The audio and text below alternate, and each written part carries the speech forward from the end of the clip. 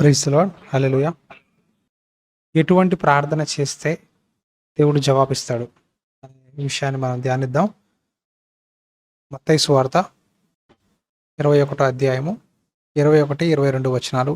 అందుకు యేసు మీరు విశ్వాసం కలిగి సందేహపడకుండిన ఎడల ఈ అంజూరపు చెట్టునకు జరిగిన దాన్ని చేయటం మాత్రమే కాదు, ఈ కొండను చూచి నువ్వు ఎత్తబడి సముద్రంలో పడవేయదు మరియు మీరు ప్రార్థన చేయనప్పుడు వేటిని అడుగుదురో అవి దొరుకునని నమ్మిన ఎడల మీరు వాటన్నింటినీ పొందుదురని వారితో చెప్పాను. ఇక్కడ యేసుప్రభు వారు తెల్లవారుజామున పట్టణానికి వెళ్తుంటే ఆయన ఆకలి కొని ఒక అంజూరపు చెట్టుని ఆ మార్గంలో చూశారంట, రోడ్డు మీద ఫలాలు ఉన్నాయేమో అని. అంటే చాలా ఆకులు కరిగి గుబురుగా ఉంది, చెట్టు చూస్తే బాగా పచ్చగా ఉంది. సో యేసుప్రభు వారు అనుకున్నారు, దీంట్లో ఫలాలు ఉన్నాయేమో, సరే ఫలాలు తిందాము అని చెప్పి దాని దగ్గరికి వెళ్ళి చూసినప్పుడు ఆకులు తప్ప ఫలాలు లేవంట. సో ఆయన దాన్ని చూసి ఇలా అన్నారు, ఇంకా నువ్వు ఎప్పుడు ఫలించక ఉండవు గాక అని చెట్టుని శపించారంట. తిరుగు ప్రయాణంలో వాళ్ళు మరుసటి రోజు చూస్తే ఆ చెట్టు ఎండిపోయి ఉంటుంది.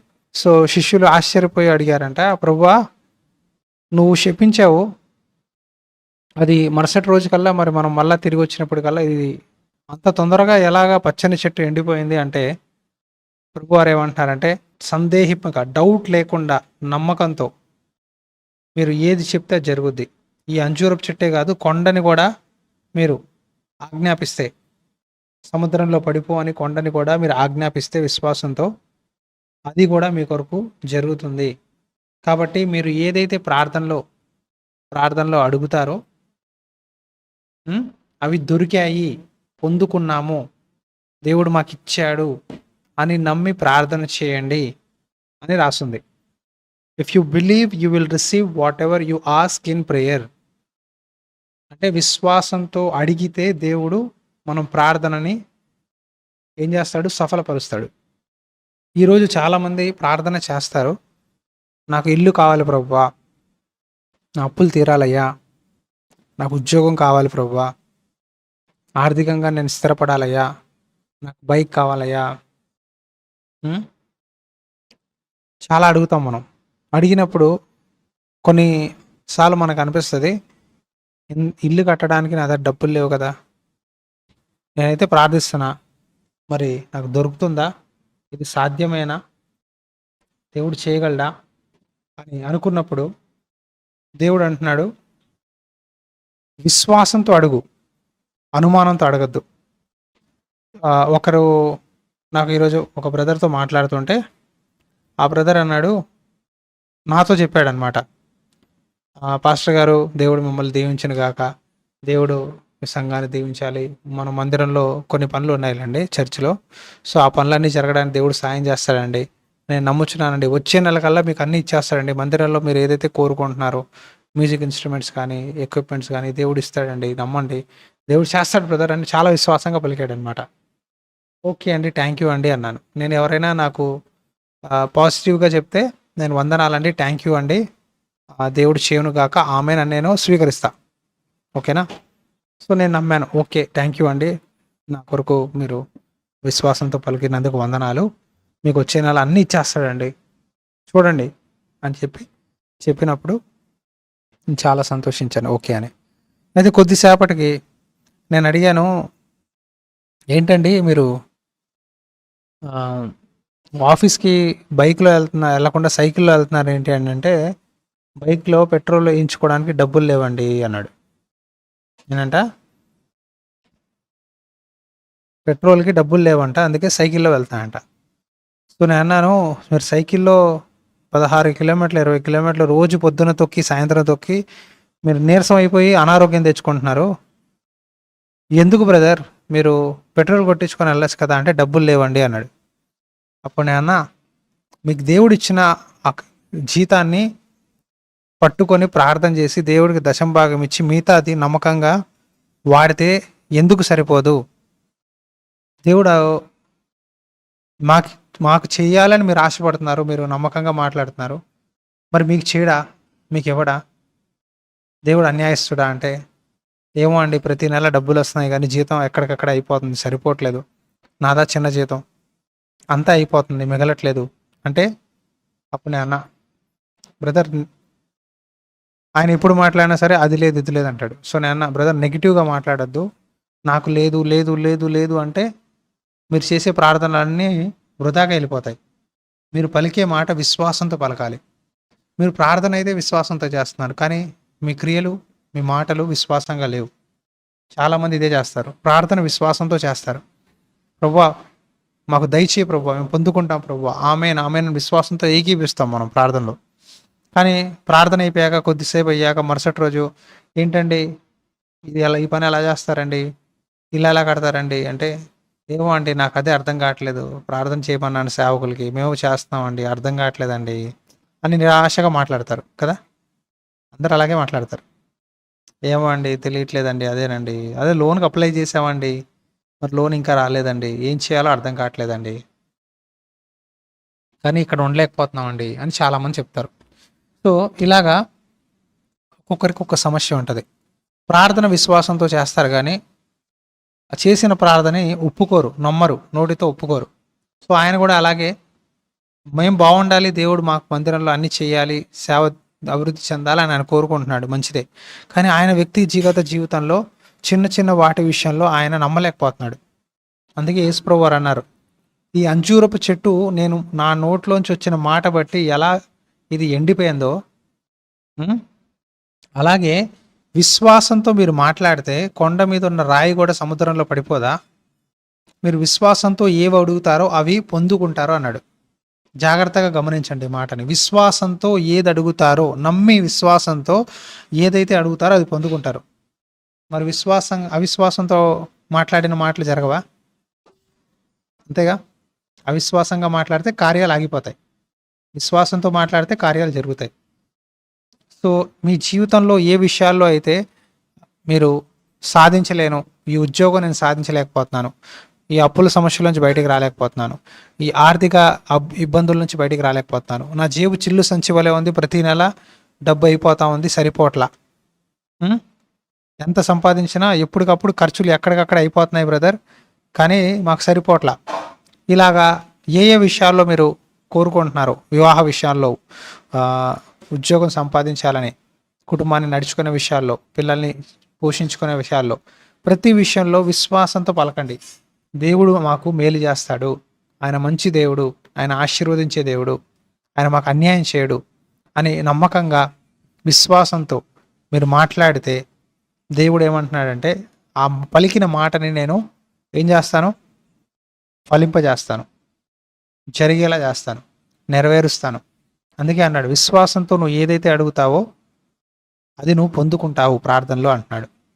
సో మనం ప్రార్థన చేసినప్పుడు ఎప్పుడైనా సరే దేవుడు నాకు చేస్తాడు, ఇచ్చాడు ఇచ్చాడు ఇచ్చాడు ఇచ్చాడు, ఇచ్చినందుకు వందనాలయ్యా, ఇచ్చినందుకు వందనాలయ్యా, నాకు ఉద్యోగం ఇచ్చినందుకు వందనాలు, నన్ను ఈరోజు ఈ నెల సమృద్ధిగా ఉంచినందుకు వందనాలు, మంచి ఆరోగ్యం ఇచ్చినందుకు వందనాలు అని మనం ఎప్పుడైతే మేలు పలుకుతామో దేవుడు ఆ మన నోటి ఫలాన్ని మనం అనుభవిస్తాం. ఎప్పుడైతే మనం నెగిటివ్ మాట్లాడామంటే సాతానుగాడు వెంటనే పొంచుంటాడు కీడు మన మీద చేయాలని. ఓకేనా. యోబు అంట ప్రతిరోజు అంట దేవుడికి బలి అర్పిస్తున్నాడంట. ఎక్కడ తన కుమారులు తెలుసో తెలియకో పాపం చేస్తారేమో అని భయపడి అంట ప్రతిరోజు బలి అర్పిస్తున్నాడంట. ఓకేనా. ఎక్కడ నా కుమారులు తప్పు చేశారేమో కాబట్టి చేసేసారేమో అని భయపడి ముందే బలి అర్పించేవాడంట. సో అందుకే యోబు అంటాడు, నేను భయపడిందే నా మీదకి వచ్చింది అంటాడు. ఏమొచ్చిందంట, భయపడిందే నా మీదకి వచ్చింది అంటారు. సో కాబట్టి మనం ప్రార్థన అయితే విశ్వాసంతో చేస్తున్నాం, కానీ ఆ ప్రార్థనని ఆ విశ్వాసాన్ని క్రియలో పెట్టట్లా, కాబట్టి మనం దీవించబడలేకపోతున్నాం. మీ విశ్వాసంలో యథార్థత ఉండాలి. దేవుని రాజ్యాన్ని ఒక వ్యక్తి ధనవంతుడు వస్తాడు ప్రభు దగ్గరికి, వచ్చి అతను అంటాడు, అయ్యా నేను వెంబడిస్తానయ్యా, నువ్వు ఏది చెప్పినా చేస్తాను, నేను చిన్నప్పటి నుంచి ధర్మశాస్త్రాన్ని చదువుతున్నాను, నేను దేవుని ఆజ్ఞల్ని వింటున్నాను, లోబడుచున్నాను, మరి నేనైతే వ్యభిచరించలా, తప్పు చేయలా, 10 ఆజ్ఞలు నమ్ముతున్నాను, నా తల్లిదండ్రుల్ని గౌరవిస్తాను, నా బంధుమిత్రుల్ని ప్రేమిస్తాను, అందరితో బాగున్నాను అంటే ప్రభు అతన్ని చూసి ఒక మాట అంటారు, నీలో ఇంకొకటి కొద్దు ఉందయ్యా, ఇంకోటి తక్కువ ఉంది. అదేంటంటే నీకు బాగా ఆస్తిపాస్తులు ఉన్నాయి కాబట్టి ఆస్తులన్నీ అమ్మి పేదవాళ్ళకి ఇచ్చేసి నువ్వు నన్ను వెంబడించి వచ్చి అప్పుడు పరలోకంలో నీకు గొప్ప ప్రతిఫలం ఉంటుంది అన్నాడు. ఏంటి? ధనాన్ని అమ్మి, నీ దగ్గర ఉన్న ఆస్తిపాస్తుల్ని అమ్మి బీదలకి ఇచ్చి అప్పుడు నా వెంబడించు, నా దగ్గరకు వచ్చి నన్ను వెంబడించు. ఓకేనా? అంటే ఆ యవనస్తుడంట దుఃఖముఖం పెట్టుకొని సాడ్ అయిపోయి, అంటే బాధపడుతూ తలంచుకొని వెళ్ళిపోయాడంట. ఎందుకంటే తన దగ్గర గొప్ప ధనం ఉందంట, చాలా ధనవంతుడంట. అప్పుడు యేసుప్రభు ఏమన్నాడు? ధనవంతులు పరలోక రాజ్యంలో ప్రవేశించుట ఎంత కష్టం. ఒక సూది బచ్చల్లో వంట వెళ్ళిపోద్ది, కానీ ధనవంతుడు పరలోక రాజ్యంలో ప్రవేశించుట చాలా కష్టము అంటాడు. ఆ మాట అన్నప్పుడు శిష్యులు ఈ మాటలు వింటారు. వినేసి వాళ్ళు ఆశ్చర్యపోయి, అయ్యి బాబోయ్, ఈ ధనవంతులు వెళ్ళలేకపోతే ఇంకా మేము ఎలా వెళ్ళగలం? ఏంటంట? ధనవంతులే వెళ్ళకపోతే మేము ఎలా వెళ్ళగలం కదండి. చాలాసార్లు ఇంత డబ్బున్నోడే ఇంత హాస్పిటల్ ఖర్చు పెట్టే ఇన్ని వైద్యాలు చేసుకునే బతకలేదు, సామాన్యులం, మిడిల్ క్లాస్ వాళ్ళం, మేమేం చేయించుకోవాలం, మేమేం బతకగలం అంటారు కొంతమంది. ఉదాహరణకి కదా, మా వెళ్ళ ఉద్ది ఎక్కడ ఉంది, మా దగ్గర అంత డబ్బు ఎక్కడుంది, మాకు అంత సామర్థ్యం ఎక్కడుంది, అంత డబ్బు ఉన్నోడే, అంత పేరు ప్రఖ్యాతులు ఉన్నోడే ఏం చేయలేకపోయాడు, మాకు ఎలా జరుగుద్ది అని చాలామంది ఇలా అలవాటుగా మాట్లాడతారు, అంటే అవిశ్వాసంగా మాట్లాడతారు. సో శిష్యులు కూడా ఇలాగే అన్నారు, అయ్య బాబోయ్, ధనవంతుడికే ఎంత కష్టం అంటే ఇంకా మేమేమవుతాం, ఇంకెవరు రక్షించబడతారు ప్రభువా? ధనవంతుడే వెళ్ళకపోతే చూడండి, ట్రైన్లో కానీ ఫ్లైట్లో కానీ బిజినెస్ క్లాస్ అని ఉంటుంది, ఫస్ట్ ధనవంతులకు ఇస్తారు కదా. ఎవడు టికెట్ ఎక్కువ పెట్టి కొంటాడో వాడికి మొదట ప్రయారిటీ ఇస్తారు. ఏరోప్లేన్లో మీరు చూస్తే బిజినెస్ క్లాస్ వాళ్ళు ఉంటారు, మొదట ఎంట్రీ వాళ్ళకే ఇస్తారు లోపల ఫ్లైట్లో వెళ్ళడానికి. వాళ్ళ బ్యాగులు, వాళ్ళకి సంబంధించిన వస్తువులన్నీ బిజినెస్ క్లాస్ వాళ్ళకి, వాళ్ళు వెళ్ళే మార్గంలో అన్నీ అందరికన్నా ముందు వాళ్ళని పంపించి వాళ్ళ లగేజ్లు అన్నీ జాగ్రత్తగా తీసుకెళ్ళి మొదటి ప్రాధాన్యత ఇస్తారు. సో శిష్యులు కూడా ఏమంటున్నారంటే, ధనవంతుడే వెళ్ళలేకపోతే ఇంకా మా బోర్డు వాళ్ళు ఎంత మాత్రం అయ్యా, ఇంకా ఎవరు రక్షించబడతారు, ఇంకా ఎవరు నిత్య జీవాన్ని పొందుతారు అంటాడు. అంటే ప్రభు అంటాడు వాళ్ళ శిష్యుల వైపు చూసి, మనుష్యుడికి ఇది అసాధ్యమే, కానీ దేవుడికి సమస్తం సాధ్యము. పేతురు, నువ్వు అనుకోవచ్చు ఇది ఎలా జరుగుద్దని, మనుష్యులకు అసాధ్యం, మనుష్యులకు ఊహకు అందదు ఇది ఎలా జరుగుద్దో, కానీ దేవుడు సమస్తాన్ని సమకూర్చి ఇవ్వగలడు. హల్లెలూయా. మీరు ఇల్లు సంపాదించుకోలేను, నేను ఉద్యోగం రాదు, మేము దీవించబడలేము, మేము పైకి వెళ్ళలేము అని మీరు అనుకోవచ్చు, మీకు అసాధ్యంగా ఉండొచ్చు. కానీ నా దృష్టిలో అది చాలా చిన్నది, నలుసంటది.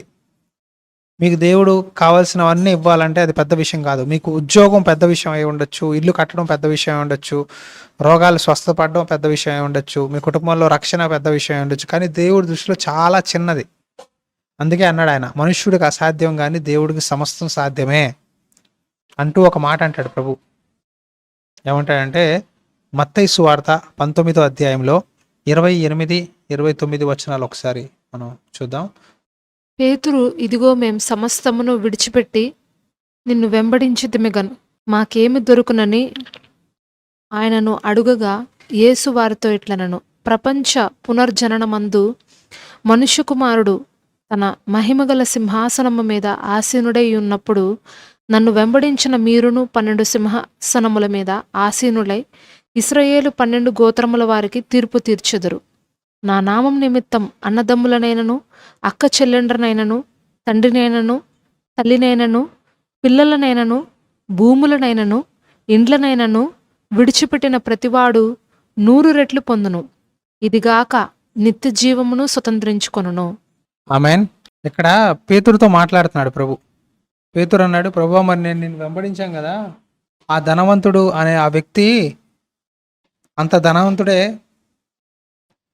నీ వెనకాల రాలేకపోయాడు, తన ధనాన్ని విడిచిపెట్టలేదు అంటూ ప్రభుతో మాట్లాడుతున్నాడు. ఈయన మాట్లాడుతుంటే ప్రభు ఏమన్నాడు, మనుష్యులకు అసాధ్యమే కానీ దేవునికి సమస్తము సాధ్యమే అన్నాడు.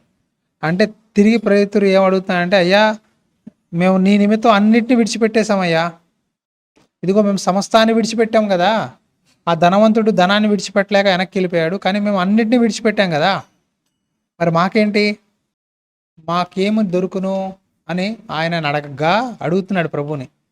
మనం కూడా అడుగుతాం, ప్రభువా నేను నమ్మకంగా ప్రార్థన చేశానయ్యా, మందిరానికి వెళ్ళానయ్యా, వాక్యం చదివానయ్యా, నీకు లోబడ్డానయ్యా, విధేయత కలిగి జీవించానయ్యా, ఎక్కడ పాపం చేయలేదయ్యా, జాగ్రత్తగా నడుచుకున్నానయ్యా, మరి మాకేంటయ్యా, ఇంత వెంబడించినందుకు మాకేంటి అడుగుతారు కదా చాలామంది. యేసు ప్రభువుని నమ్ముకున్నావు కదా, నీకేం దొరికింది?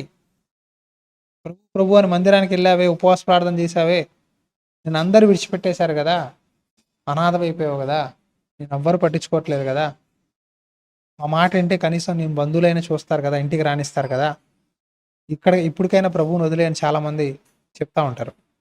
సో పేతురు అడిగాడు, మేము అన్నీ విడిచిపెట్టాం కదా ప్రభు, మరి మాకేంటి అంటే ప్రభు వారు ఏమన్నారు?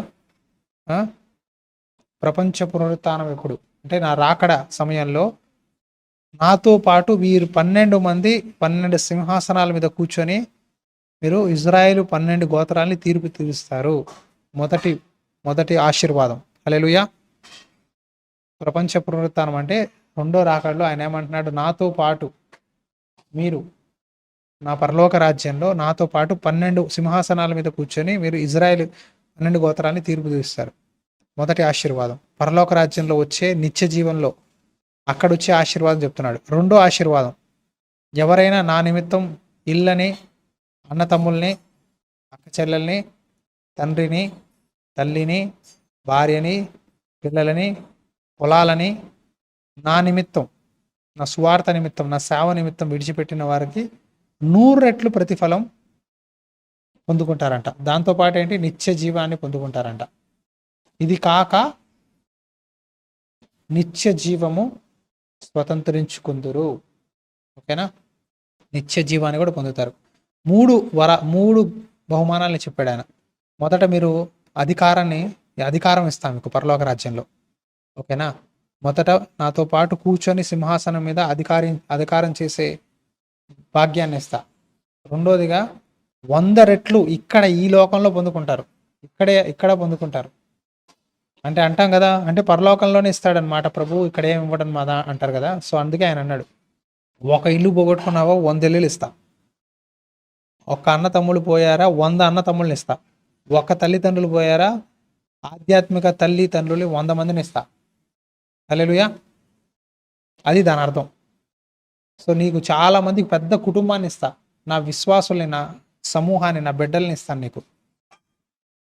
అనేక మంది పిల్లల్ని ఇస్తాను, సేవకులుగా అంటాడు. అనేక మంది కుమారుల్ని, కుమార్తెల్ని, పిల్లల్ని ఇస్తాను, ఆత్మల్ని ఇస్తాను. ఇంకో మాట ఏమన్నాడంటే 100 రెట్లు మీరు పొందుకుంటారు. ఈ మాట నాకు దేవుడు నాతో మాట్లాడినట్టు అనిపించింది ఈరోజు. నేను ప్రార్థిస్తున్నాను, ప్రభువా ఏంటయ్యా ఈ కష్టాలు ఏంటి? ఇక్కడండి మేము నార్త్ ఇండియాలో ఉంటాం కదా, ఇక్కడ మాకు ఇప్పటికి మేము ఇక్కడికి వచ్చిన 2.5 సంవత్సరాల్లో 3 ఇల్లులు మారామండి. అర్థమవుతుందా? సో ఇక్కడ వీళ్ళు కోపం వచ్చింది అనుకోండి, లేకపోతే వాళ్ళకి ఏమైనా బిజినెస్ పని ఉండి అవసరం వచ్చింది అనుకో, సడన్గా ఇల్లు ఖాళీ చేయమంటారు, ఉండనివ్వరు. సంవత్సరం మించి కూడా ఉండేవారు. సో మేము ఉండేది 3వ ఇల్లు అనమాట. ఈ 3వ ఇంట్లో ఇప్పటికి వచ్చి 7 నెలలు అయింది. అయితే మా ఓనర్ వచ్చి ఈరోజు అన్నాడు, మీరు ఇల్లు ఖాళీ చేయాలి, ఇంకో 3 నెలలు టైం ఇస్తాం, మీరు ఖాళీ చేసేయండి, మాకు ఇక్కడ కాలేజ్ స్టూడెంట్స్ వస్తున్నారు, యూత్, సో మేము వాళ్ళకి అద్దెకి ఇచ్చుకుంటే మాకు ఎక్కువ వస్తుంది, మీకన్నా 2-3 రెట్లు మాకు ఎక్కువ అద్దె వస్తుంది, మీరు వెళ్ళిపోండి అన్నాడు. ఇక్కడ ఇల్లు దొరకడం చాలా కష్టం ఇది, ఎందుకంటే ఇది కొంచెం విలేజ్కి టైప్ అనమాట, చాలా కష్టం. సో మరలా నేను ఆలోచనలో పడ్డా, ఏంటి ప్రభువా, ఇప్పటికి నేను సేవకు వచ్చి 8 ఇల్లులు మారాను. 8 ఇల్లులు మారా. ఏంటయ్యా నువ్వు మళ్ళా ఇట్లా చెప్తున్నావు, ఎన్ని ఇల్లులు మారమంటావు, ఎన్ని స్థలాలకు వెళ్ళమంటావు, ఇంకా నాకు ఒక స్థిర నివాసం ఇవ్వవా, ఇంకా తిరుగుతూనే ఉండాలా అంటే దేవుడు నాకు ఇదే మాటతో మాట్లాడాడు. నా నిమిత్తం నువ్వు నీ ఇంటిని వదిలేసావు, నీ కుటుంబాన్ని వదిలేసావు, నీ ఊరిని వదిలేసావు, నీ ప్రాంతాన్ని విడిచిపెట్టావు, అన్నీ విడిచిపెట్టావు కదా. సో నీకు 100 రెట్లు ప్రతిఫలం ఇస్తాను అనే మాట నాతో మాట్లాడాడు దేవుడు ఈరోజు. అప్పుడు నేను వందనాలు ప్రభువా, ఈ వాగ్దానాన్ని నెరవేర్చు, నేను నమ్ముచున్నాను. ఇప్పుడు నేను ఎన్నైతే నేను పోగొట్టుకున్నానో నీ సేవ కొరకు అన్నిటినీ నాకు ఇస్తావని నేను నమ్ముచున్నాను ప్రభువా.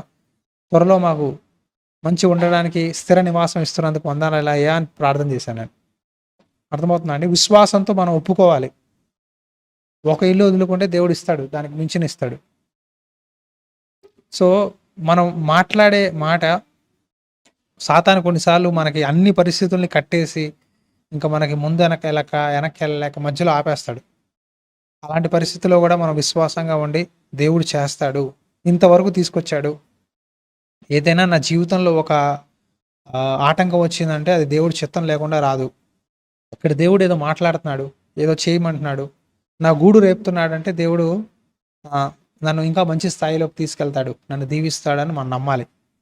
మీకు తెలుసా అండి, మేము సేవకు వచ్చాక ఇల్లులు మారే ప్రతిసారి ఇల్లు మారినప్పుడల్లా దేవుడు అనుమతి ఇచ్చి దేవుడు ఒక తోస్తేనే వెళ్తాం. సంథింగ్ ఆయన ఏదైనా చెయ్యాలంటేనే ఇలాంటి పరిస్థితులు తీసుకొస్తాడు. ఏదో చేయమంటున్నాడు, ఏదో చేయమంటేనే ముందుకు వెళ్ళమంటున్నాడు. సో మేము మందిరానికి కొన్ని కిలోమీటర్ల దూరంలో ఉంటాం, 5 కిలోమీటర్లకి. సో ప్రతిరోజు వెళ్ళి రావడం, చాలా చూసుకోవడం చాలా కొన్నిసార్లు కష్టం అవుతూ ఉంటుంది. సో దేవుడు అన్నాడు, ఇంకా దగ్గరికి వెళ్ళి మందిరం దగ్గరికి వెళ్ళిపో అంటున్నాడు. సో అలాగా దేవుడు ఏది చేసినా మేలే. నాకు కొన్నిసార్లు అనుభవాలు నేర్పిస్తూ ఉంటాడు జీవితంలో. సో నేను ప్రతిదాన్ని సరేలే, దేవుడికి ఇష్టం లేనిది నేను చేయను, దేవుడే అనుమతిస్తున్నాడు అని విశ్వాసంతో ముందుకు వెళ్తూ ఉంటాం. ఒకసారి అండి, పేతురుని జైల్లో పెడితే సంఘం అంతా ఆసక్తితో ప్రార్థిస్తుంది. వాళ్ళు ఏమని ప్రార్థిస్తున్నారంటే, అయ్యా పేతుర్ని బయటికి తీసుకురా అని చెప్తున్నారు. పేతుర్ని బయటికి తీసుకురా అని ప్రార్థిస్తున్నారు. అయితే పేతురు అంటే హాయిగా నిద్రపోతున్నాడంట. పేతురునంట ఒక దేవదూత అంటే లేపిందంట, నిద్రలోంచి లేపి అతన్ని జైల్లోంచి బయటికి తీసుకెళ్ళాక పేతురుకి అది కలలా ఉంది, ఏదో దర్శనం చూసినట్టుంది. బయటకు వచ్చాక అతను స్పృహలోకి వచ్చి చూస్తే, అవును నేను బయటకు వచ్చేసాను కదా, ఓకే దేవుడే ఆయన నాకు సహాయం చేశాడని నమ్మాడు. నమ్మి వెంటనే ఆయన వెళ్ళాడు శిష్యుల దగ్గరికి వెళ్ళి ఒక ఇంటికి వెళ్తే అక్కడ సంఘం విశ్వాసులందరూ ప్రార్థిస్తున్నారు. వెళ్తే అక్కడ చిన్న పిల్ల వచ్చిందంట, రోజా అనే అమ్మాయి. తలుపు తడుతుంటే చిన్నగా తెరిచి చూస్తే పేతురుని చూసిందంట. కిటికీలోంచి చూసి పరిగెత్తుకొని వెళ్ళి పేతురు వచ్చాడంటే, పేతురు రావడం ఏంటి, అతను జైల్లో ఉన్నాడు, అతను ఎలా బయటకు వస్తాడు అని వాళ్ళు మాట్లాడారంట. మరి అంతసేపు విశ్వాసంతో ఆసక్తితో ప్రార్థిస్తున్నారు కదా, పేతురుని విడిపించు అని. పేతురు వచ్చారంటే నమ్మరేంటి అంటే, లేదు అతని దేవదూత అయి ఉండొచ్చు, అతనితో ఉండే దేవదూత అయి ఉండొచ్చు అతని కోసం, పేతురు రావడం ఏంటి మేము నమ్మము అని వాళ్ళ నమ్మలా. ప్రార్థన అయితే చేస్తున్నారు విశ్వాసంతో, కానీ క్రియల్ని దాన్ని ఒప్పుకోవట్లా. ఈరోజు చాలాసార్లు మీరు ప్రార్థన అయితే చేస్తారు కానీ విశ్వాసంతో ఒప్పుకోవట్లా. అందుకే మీ జీవితంలో దేవుని కార్యాలు జరగట్లా, ఆగిపోతున్నాయి, ఆలస్యం అవుతున్నాయి. మనం ప్రార్థన చేసేటప్పుడు విధేయత చూపించాలి. దేవుడు మీకు ఒక వాగ్దానం ఇస్తే, నేను ఇది చేస్తానమ్మా, మీకు ఆశీర్వదిస్తానమ్మా అంటే విధేయత చూపించి ఒప్పుకోవాలి. ప్రభువా నేను నమ్ముచున్నానయ్యా, నేను నా వంతు పని నేను చేస్తా, నీ కార్యాన్ని నువ్వు చేయని నమ్మాలి. రెండవదిగా విశ్వాసం ఉండాలి. తర్వాత విశ్వాసాన్ని క్రియల్లో పెట్టాలి. కొంతమంది ఉద్యోగం అంటారు. మరి ఉద్యోగం రావాలంటే ఏం చేయాలి? ఇంట్లో కూర్చొని ఫోన్ చూసుకుంటూ వస్తుందా? ఏమండి, ఏం చేయాలి? ఇంటర్వ్యూకి అప్లై చేయాలి, వెళ్ళాలి, తిరగాలి, ఇంటర్వ్యూస్కి తిరగాలి, ఉద్యోగాలకి అక్కడ ఇక్కడ తెలిసిన చోట అంతా ఇంటర్వ్యూకి రెజ్యూమ్ పంపించాలి, అప్లై చేస్తూ ఉండాలి, ప్రయత్నిస్తూ ఉంటే దేవుడు ఒక చోట తలుపు తెరుస్తాడు అకస్మాత్తుగా విశ్వాసంతో. ఇంట్లో కూర్చొని నాకు జాబ్ దయచేయి, నాకు వ్యాపారం ఇవ్వాలంటే జరగదు. విశ్వాసంతో మనం ఒక అడుగు ముందుకు వేయాలి కదా, విశ్వాసంతో ముందు అడుగు వేయాలి. వ్యాపారం కావాలంటే నాకు 50 లక్షలు ప్రభు, 20 లక్షలు ప్రభు, అప్పుడే నేను వ్యాపారం చేస్తా అంటే కాదు.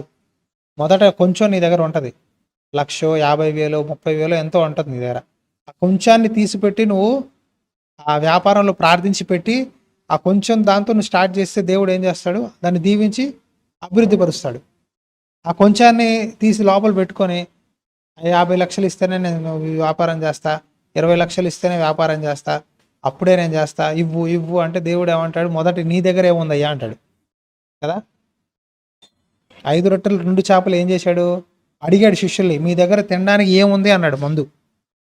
శిష్యులు అన్నారు, అయ్యా ఎన్ని వేల మంది ఉన్నారయ్యా, 5,000 మంది పురుషులు, వాళ్ళ ఆడవాళ్ళు, వాళ్ళ పిల్లలు, ఇంతమంది ఉన్నారు, ఇంతమందికి నువ్వు ఆహారం ఎలా పెట్టగలవు అంటే మీ దగ్గర ఏముంది అన్నాడు. మళ్ళా ఒక పిల్లోడు, అంతమంది చాలా మంది ఉండే ఉంటుంది, అంతమంది పెద్దలు వచ్చారంటే, కుటుంబాలుగా వచ్చారంటే వాళ్ళ దగ్గర కొన్ని రొట్టెలు కొన్ని చేపలు ఉండి ఉంటాయి, కానీ ఎవరు కూడా ధైర్యం తీసి ఆ రొట్టెలు చేపలు ప్రభు చేతిలో పెట్టలా, అంటే విశ్వసించలా ప్రభువుని, ఆహారం ఈయన పెట్టగలడు అని నమ్మలా. కానీ ఆ ఒక చిన్న పిల్లోడు మాత్రం అండి విశ్వాసంతో 5 రొట్టెలు 2 చేపలు తీసుకొచ్చి ఆంధ్రేయకి ఇచ్చి, నా దగ్గర ఇదే ఉంది అంకుల్, మరి ప్రభు వారికి ఇవ్వండి, ఇదిగో నేను దాచుకున్నాను ఇది అని చెప్పి అబ్బాయి తెచ్చిస్తాడు. అది తెచ్చిస్తే ఏం చేశాడు ప్రభు చేతిలో పెట్టంగానే ఏమైంది, ఆయన విరిచి ప్రార్థించి విరిచి ఇచ్చినప్పుడు అనేక వేల మంది తిని ఇంకా 12 గంపలు మిగిలాయి ఒక చోట కదా. హల్లెలూయా. మన దగ్గర ఉన్న కొంచెం ధనాన్ని, సమయాన్ని, మన ఆలోచనలు దేవుని చేతిలో పెట్టి ఇదే ఉంది ప్రభు అంటే ఇది చెయ్యి, దేవుడు ఒక ఆలోచన ఇస్తాడు.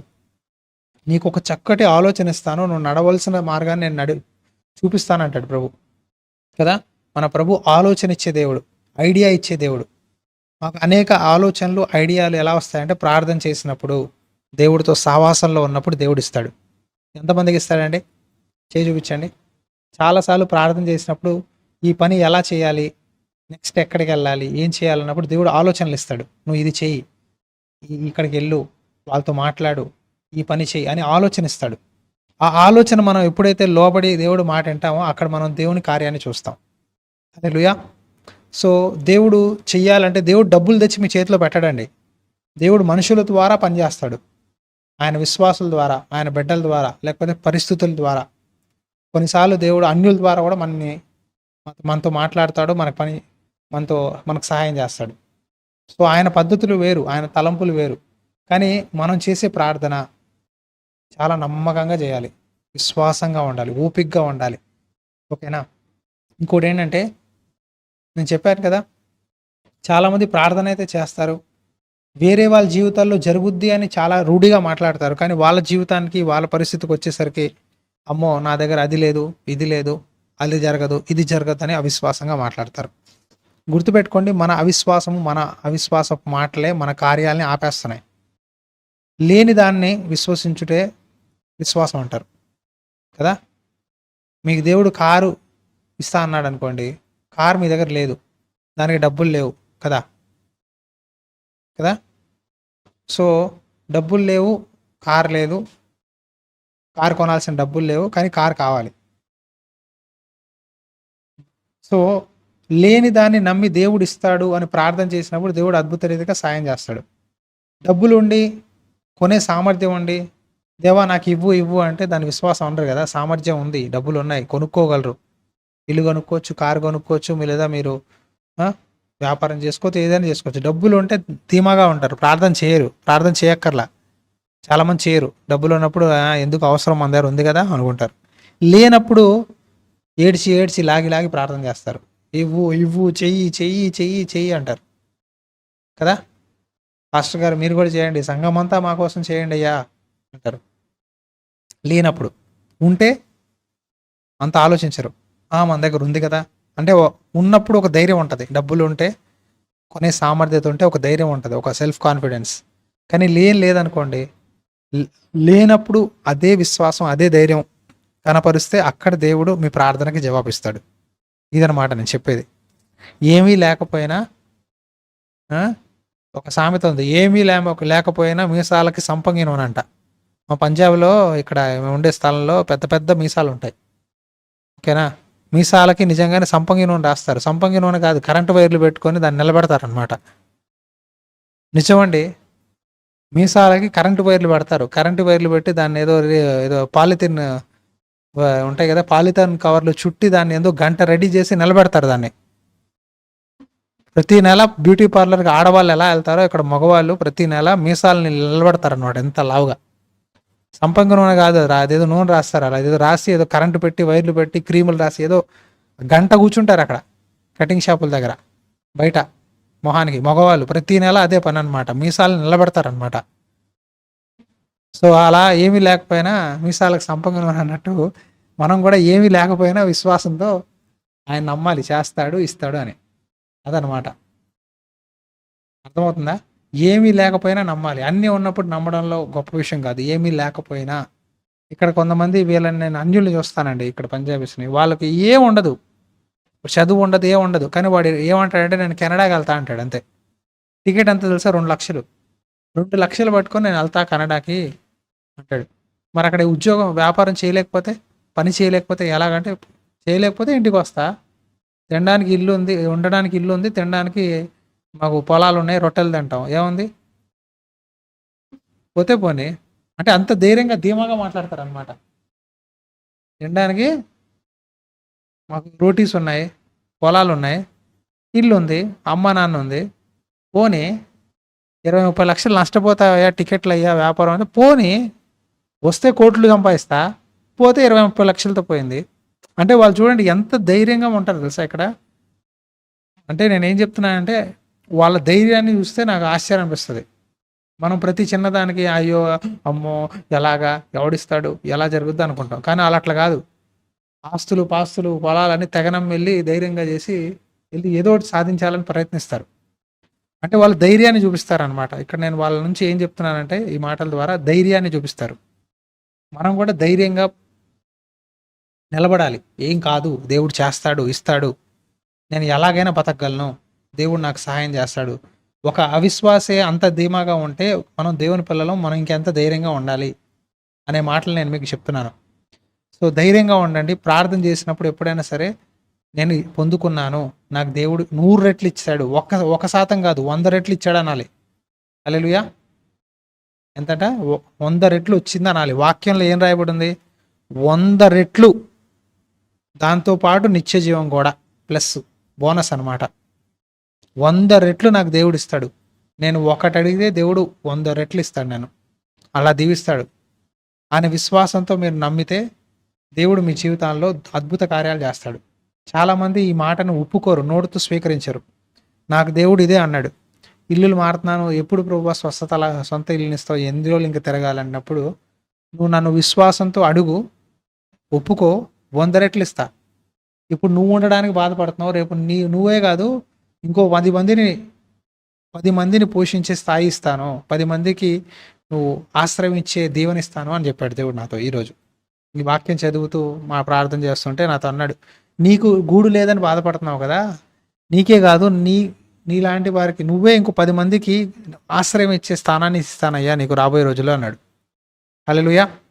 నేను నమ్ముచున్నానండి, విశ్వాసంతో నేను అన్నాను, ప్రభువా అవును నిజమే, నేను అనుకుంటున్నాను, నేనే తిరుగుతున్నాను, ఒక్కొక్క ఇల్లు నాకే లేదని అన్నీ విడిచిపెట్టేసి వచ్చేసాయి కదా నీ సేవ కోసం, ఉన్న ఊరు స్థలాన్ని అంతా కొత్త ప్రాంతానికి. ఇక్కడ కూడా నన్ను ఎవరు ఉండనివ్వట్లేదు ప్రభువా, ప్రతి 7-8 నెలలకి వీళ్ళు ఖాళీ చేయి అంటున్నారు, ఇంకెన్ని రోజులు తిరగాలయ్యా అన్నప్పుడు దేవుడు ఇదే మాట అన్నాడు, నువ్వు నా కోసం అన్ని విడిచిపెట్టావుగా, ఉద్యోగం విడిచావు, ఇల్లు విడిచావు, నీ ప్రాంతాన్ని అన్ని విడిచిపెట్టావు కాబట్టి 100 రెట్లు ఇస్తా అన్నాడు. అంటే నువ్వు ఒక ఇల్లు అడిగితే 100 గృహాలు, 100 రూమ్స్ అనుకోండి, అట్లా ఇస్తాను నేను నీకు. నీకే కాదు ఒక 10 మంది 20 మందిని పోషించే స్థాయిని నీకు ఇస్తాను, దీవిస్తాను అని దేవుడు చెప్పాడు. సో అలా ఆలోచించాలి మనం. అర్థమవుతుందా? మన ఆలోచనలు ఎంత చిన్నగా ఉంటాయో మన జీవితాల్లో కార్యాలు కూడా అలాగే ఉంటాయి.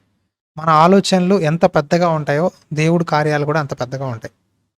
ఒక పాప అంట పుట్టినరోజుకి వెళ్ళిందంట. ఓకేనా, పుట్టినరోజుకి వెళ్ళిందంట. వెళ్తే అక్కడ ఒక అంకుల్ అంట కేక్ కోస్తున్నారంట, బర్త్డే కేక్ కోసి అందరికి ఇస్తున్నారంట. అందరంట ఆయన అన్నాడంట, అందరూ మీ చేతులతో తీసుకొని వెళ్ళండి అన్నాడంట. నేను కట్ చేసి పెట్టేశానమ్మా మొక్కలు, మీరు తీసుకెళ్ళండి అన్నాడంట. ఆ పాప మాత్రం అంట దగ్గరికి వెళ్ళి అంకుల్ మీరే ఇవ్వండి అందంట. ఆ పాప చిన్న చేతులు అంట, ఆ పాప తీసుకుంటే చిన్న ముక్కే తీసుకుంటుంది, కానీ ఆ అంకుల్ ఇచ్చినప్పుడు పెద్ద ముక్క చేతిలో పెట్టాడంట నిండా. ఆ అమ్మాయి తినే దానికన్నా సామర్థ్యం కన్నా చాలా పెద్దది ఇచ్చాయంట. సో ఆ పిల్ల తీసుకొని ఆనందంగా వెళ్ళిందంట. మన దేవుడు కూడా అంతే, మనం తీసుకుంటే చిన్నగా ఉంటుంది, కానీ దేవుడి చేయి చాలా పెద్దది. ఆయన ఇస్తే మన గిన్నె నిండి పొర్లుద్ది అనమాట. అలాగ దేవుడు ఈ వాగ్దానం ద్వారా మిమ్మల్ని అందరినీ దీవించి, మిమ్మల్ని ఆశీర్వదించి, మీ ప్రతి లోటుని తీర్చి రాబోయే రోజుల్లో మీరు సాక్ష్యాలు చెప్పాలని నేను కోరుకుంటున్నాను. ఆమేన్. ఈ సందేశం మీకు ఆశీర్వాదకరంగా ఉందా? ప్రభు మీతో మాట్లాడారా? అయితే తప్పకుండా మీ స్నేహితులకు, బంధువులకు కూడా ఈ సందేశాలు షేర్ చేసి దైవాశీర్వాదాలు పొందండి.